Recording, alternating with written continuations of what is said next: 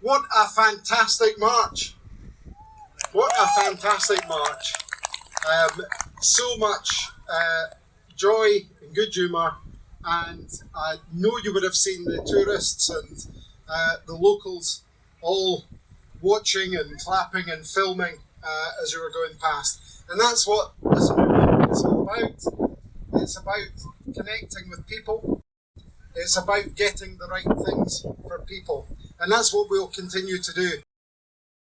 In the Highlands just now, across Scotland and indeed across the other nations of the UK, there is a crisis for people.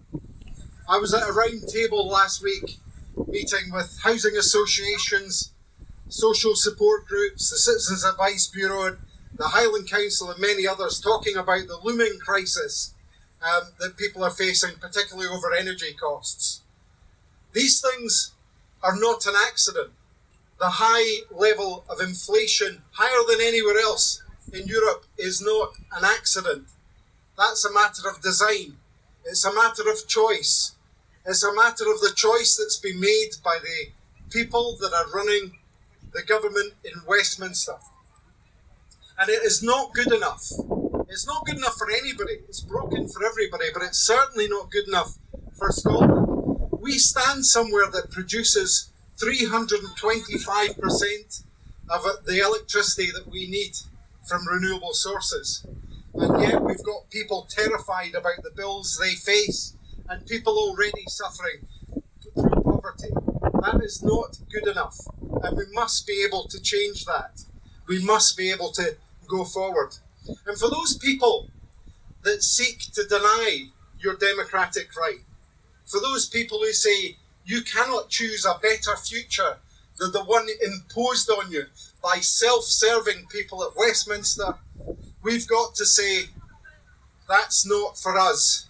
We've got to say we have got a better choice for the people of Scotland, and we've got to get the message out to everybody in Scotland who are growing in their number and understanding that there is a different way ahead, there is a better choice for our people here. But we've got to get that message out over the next year to say to people, this is Scotland's time to make a difference.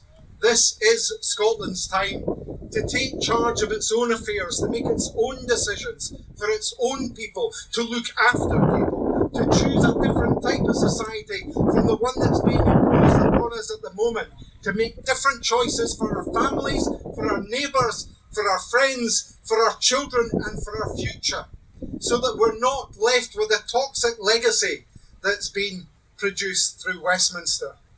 And you are doing a great job through the engagement that you bring forward in order to do that. By speaking to your neighbours, to your friends, to your family, and indeed by speaking to those people who don't agree with you in a calm and measured way, in a friendly way, seeking to persuade. We will do the job of persuading people that there is a choice that they can take next year that will give us a better future for Scotland. And that future is through independence.